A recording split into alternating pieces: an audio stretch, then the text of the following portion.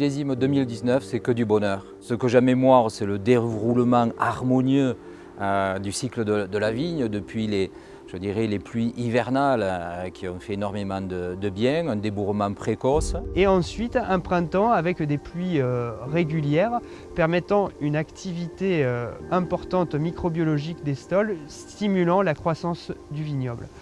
Donc on a été prudent à nouveau avec le mildiou, mais tout s'est bien passé. La biodynamie a répondu présent, elle nous a bien aidés dans tout ce qui est maîtrise des ravageurs. On a essuyé des grosses chaleurs en plein été, comme tout le monde en Languedoc.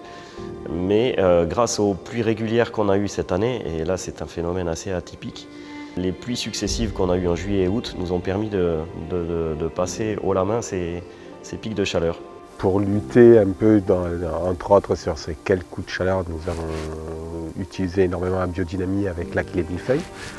Nous avons eu la chance par rapport à d'autres vignobles d'avoir aucun raisin et aucun feuillage brûlé par le soleil. On a eu des conséquences climatiques très favorables. On a néanmoins utilisé aussi, puisqu'on est en biodynamie, des applications sur nos parcelles pour l'accompagner à passer le cap de juillet et août. Donc des applications à base d'achillée de millefeuille et de prêle, ce qui permet de passer ce stress hydrique et d'arriver sur le mois de septembre où quelques pluies arrivent sans trop de stress et avoir une très belle qualité au niveau de nos raisins. Ça a été des conditions assez favorables, notamment pour le Bourboulin, qui est notre cépage phare de la Clappe. Parce que c'est un cépage qui est plutôt tardif en fait, qui a besoin de temps pour avoir sa maturité optimale. Et donc il a besoin de terrain chaud et bien exposé.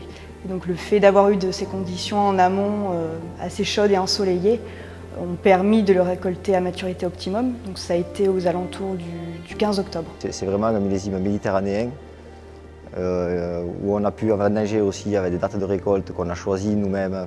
On n'a pas eu de contraintes forcément sur les dates ou des mauvaises pluies ou des mauvais épisodes qui seraient arrivés. Nous avons pu profiter de quelques pluies bien réparties en courant d'été et notamment au mois de septembre, ce qui nous a permis de récolter les parcelles à la maturité optimum.